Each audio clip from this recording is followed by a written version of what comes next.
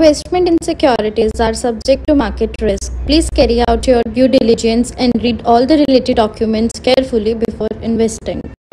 Channel को subscribe करना ना भूलें और हमारे ताज़ा वीडियो सबसे पहले देखने के लिए बेल आइकन को दबाएं।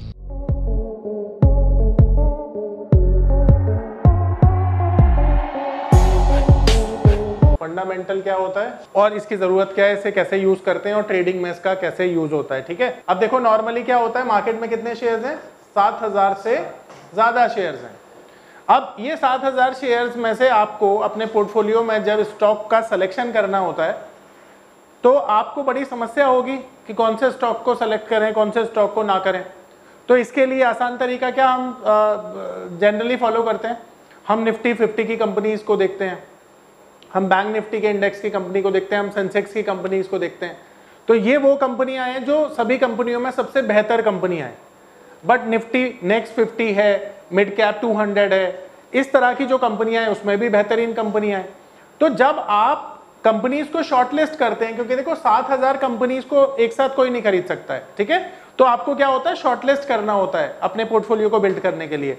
तो वो शॉर्टलिस्ट करने के लिए जो पैरामीटर्स होते हैं ना, वो होते हैं फंडामेंटल्स। फंडामेंटल्स इसलिए क्योंकि जिस तरह से हम देखते हैं कि एक घर की मजबूती फंडामेंटल्स के उसकी नींव पर यानी उसके फंडामेंटल पर डिपेंड करती है, ठीक उसी तरह से जो एक घर होता है उसकी मजबूती उसकी फाउंडेशन पे डिपेंड करती है। तो ठीक उसी तरह से जो मार्केट की मजबूती है वो उसके फंडामेंटल्स पे रिलाय करती है, और ठीक उसी तरह से जो शेयर्स की लॉन्ग टर्म मजबूती है वो भी शेयर के फंडामेंटल्स पे रिलाय करती है।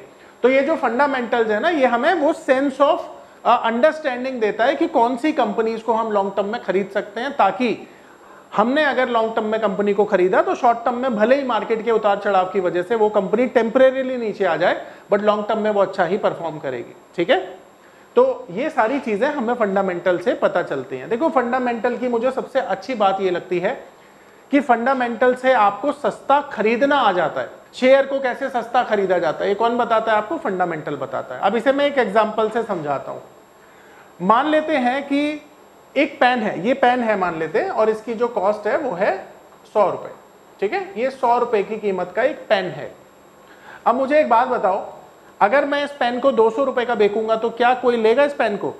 नहीं ना।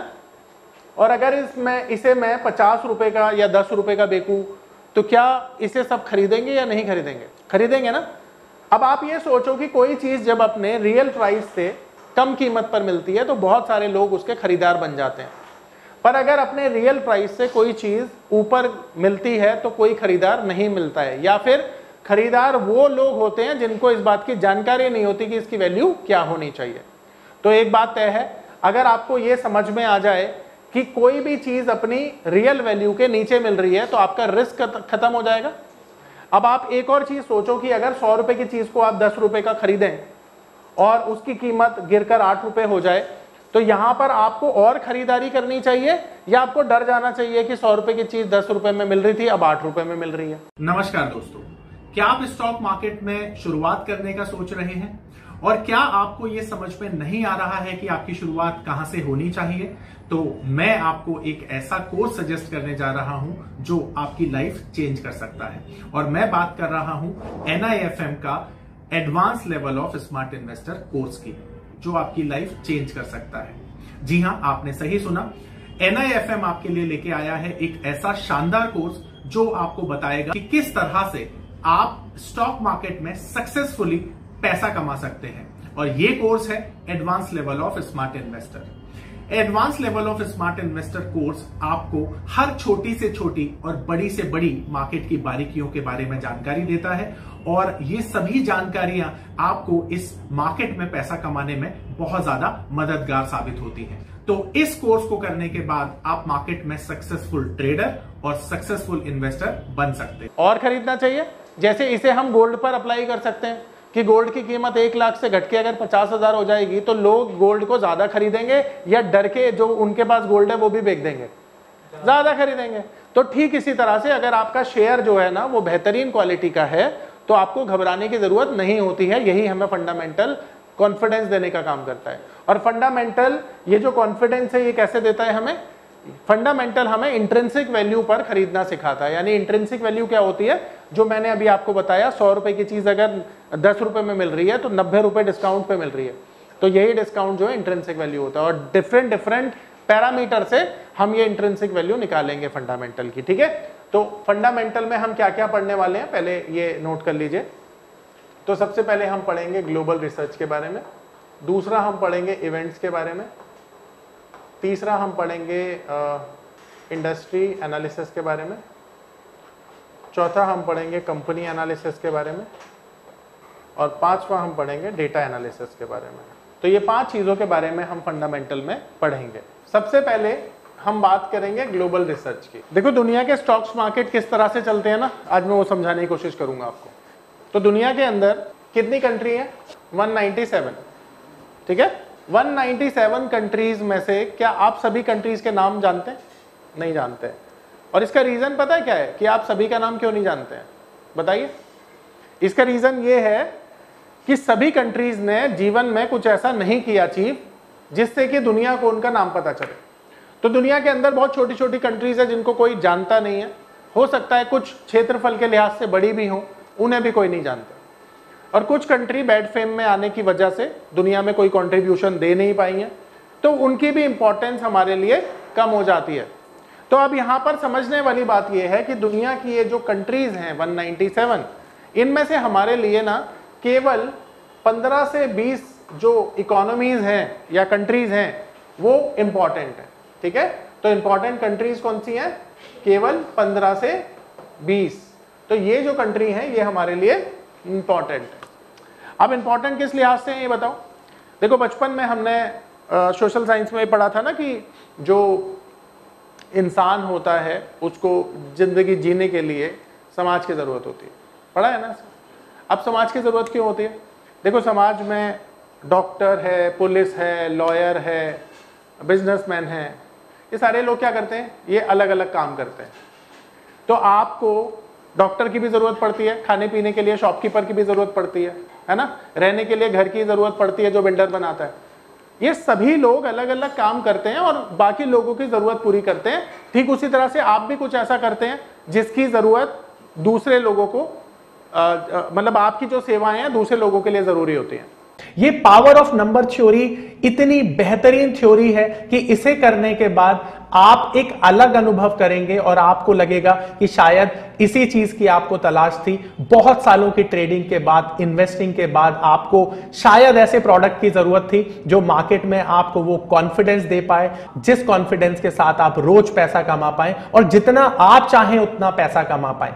तो हमारी ये जो पावर ऑफ नंबर थ्योरी है ये आपको आपकी सभी इच्छाओं को पूरा करने के लिए है। और आप देखेंगे कि इस थ्योरी को करने के बाद जो आपका कॉन्फिडेंस है, आपकी जो एक्यूरेसी है, आपकी जो क्षमताएं हैं मार्केट से पैसा कमाने की, वो बहुत ज्यादा बढ़ जाएंगी। और आप देखेंगे कि जो आपने आज से पहले अनुभव नहीं किया था अपनी ट्रेडिंग के दौरान या इन्वेस्टमेंट के दौरान, आप इतना बेहतर अनुभव करेंगे इस कोर्स को करने के बाद। वो काम आप करते हैं।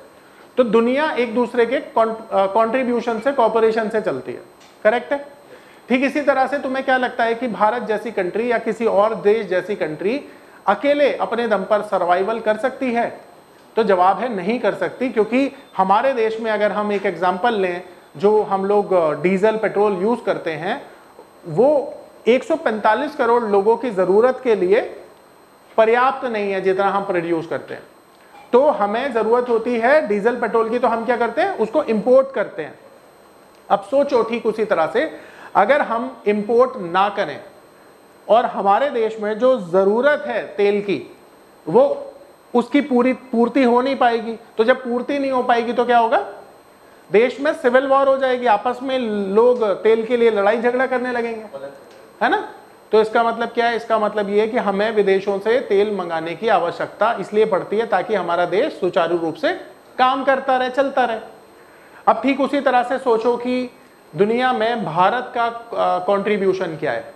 देखो जितनी आईटी कंपनीज है ना, आईटी कंपनीज में मैं दावे के साथ इस बात को बोलता हूं 60% जो इंजीनियर्स है ना वो इंडियंस होते हैं। अब सोचो हम लोग क्या कर रहे हैं, बहुत बड़े लेवल पर हम मैन पावर को सप्लाई कर रहे हैं, स्किल्ड लेबर को, जिसे आईटी लेबर, आईटी स्पेशलिस्ट आप बोल सकते हैं। तो ये कौन है? इंडियंस हैं।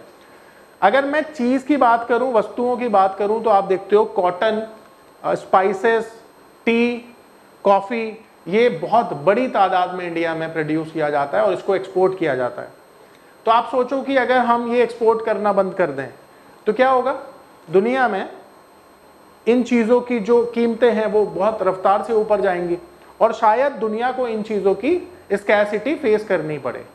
तो ये सारी चीज़ें हम एक दूसरे के किसके लिए करते हैं? एक दूसरे के हेल्प के लिए करते हैं, है ना, बैलेंस बनाने के लिए करते हैं। तो दुनिया में ना ठीक उसी तरह से स्टॉक मार्केट को भी बैलेंस बनाने के लिए ना एक दूसरे की जरूरत पड़ती है। जैसे फॉर एग्जांपल आप ये देखो कि दुनिया की जो इकोनॉमी है उसमें वो जो कंपनीज हैं जो बिजनेस कर रही हैं वो बिजनेस ही तो कर रही हैं, उनके शेयर्स लिस्टेड हैं और वो किस वो जो लिस्टेड बिजनेस हैं उनके वो किस तरह से अप एंड डाउन हो रहे हैं based on their profits, loss and opportunity. ये सारी की सारी चीजों को देखकर दुनिया के स्टॉक मार्केट चलते हैं और ठीक उसी तरह से हमारे स्टॉक मार्केट भी चलते हैं। ठीक है, तो ऐसा समझ लो कि दुनिया ना एक परिवार की तरह होता है। मान के चलो कि एक परिवार में जैसे अगर 5 सदस्य हैं और 5 सदस्यों में से अगर एक परेशान है तो बाकी के 4 सदस्य भी परेशान हो जाएंगे। ठीक उसी तरह से स्टॉक मार्केट का भी हाल है कि स्टॉक मार्केट में समझो अगर यूएस में कोई समस्या आई ना तो वो केवल यूएस की समस्या नहीं होगी, वो समस्या इंडिया की भी बनेगी, यूरोपियन कंट्रीज की भी बनेगी और एशियन कंट्री की भी बनेगी। यानी कि दुनिया की जितनी भी इकोनॉमी है वो एक साथ हैंड ऑन हैंड चलती हैं। ये समझाने का विषय था और मैंने आपको ये समझाया कि दुनिया की जो इकोनॉमीज हैं वो एक साथ पैरेलली चलती हैं। ठीक है, अगर मान के चलो अमेरिका में कुछ अच्छा होगा तो ये मानो वो अमेरिका में नहीं इंडिया पे भी उसका इंपैक्ट आएगा, और अगर अमेरिका में कुछ बुरा होगा तो इंडिया पे भी उसका बुरा प्रभाव जरूर देखने को मिलेगा। जैसे मैं कुछ एग्जाम्पल से ही आपको बता सकता हूं। तो आपने देखा कि 9/11 जो अमेरिका में हुआ था वो अमेरिका में हुआ था, बट उसका इंपैक्ट अमेरिकन स्टॉक मार्केट पे तो आया ही आया, साथ में दुनिया की हर एक मार्केट पे उसका इंपैक्ट आया। दूसरा एग्जाम्पल हम पकड़ सकते हैं कोविड का। आपने देखा 2020 में कोविड आया तो कोविड में दुनिया के सारे मार्केट क्रैश हुए। तो कोविड एक्चुअली में तो चाइना से शुरू हुआ था ना, तो चाइना का मार्केट क्रैश होना चाहिए था, हमारा थोड़ी।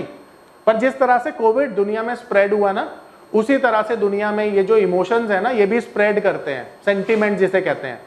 तो अगर अमेरिका में कुछ नेगेटिव सेंटीमेंट समझो एमर्ज हुआ तो उसका इंपैक्ट इस तरह से दुनिया के मार्केट पे पड़ेगा। तो इसी तरह से थंब रूल याद रखना फंडामेंटल का, दुनिया एक परिवार की तरह होती है, यहां पर हर इकोनॉमी एक साथ चलती है। ठीक है, ये ध्यान रखिएगा, ये एक बेस बता रहा हूं मैं आपको।